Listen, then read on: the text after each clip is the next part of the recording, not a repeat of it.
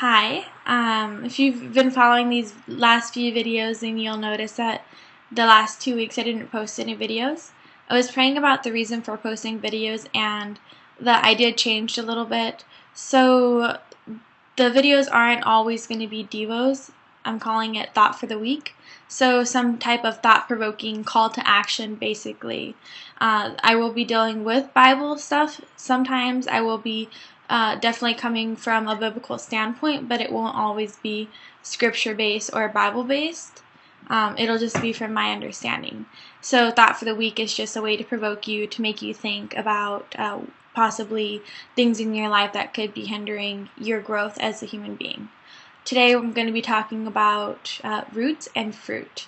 So if you're familiar with the Bible, a lot of times they talk about you'll know somebody by the fruit of the labor, or you plant and you harvest, and so it's talking about you kind of get what you get what you receive, or you can tell somebody from their fruit, right?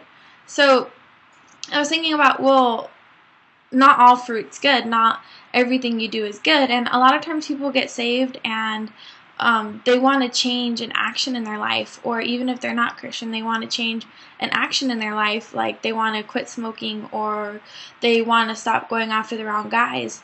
But that's the fruit of your roots, right? So think about it. If a plant has to have roots in order to grow, and what comes out of the roots is what comes out of the plant is a fruit. And if you're struggling with smoking, or you're struggling with meeting the right kind of people, or you're partying a lot and you're an alcoholic or something, you can say, oh, I want to stop.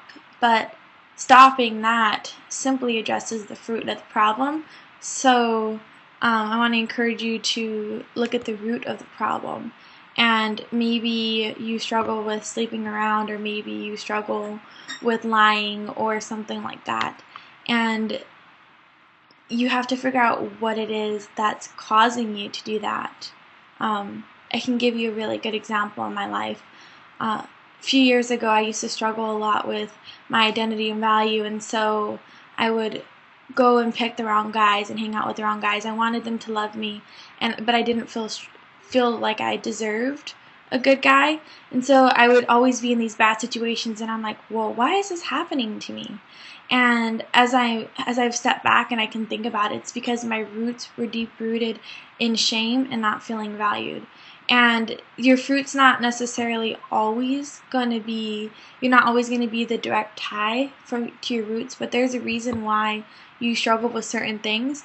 And I think it's good to pray and ask God to help you to not struggle with those things, but you also have to find the reason why you do that.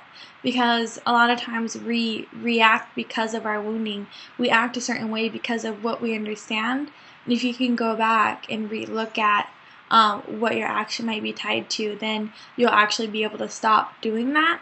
And I want to encourage you to pray about where your roots are, where you're bearing this bad fruit, and where those roots are, and pray for God to reveal it to you and help you move through that.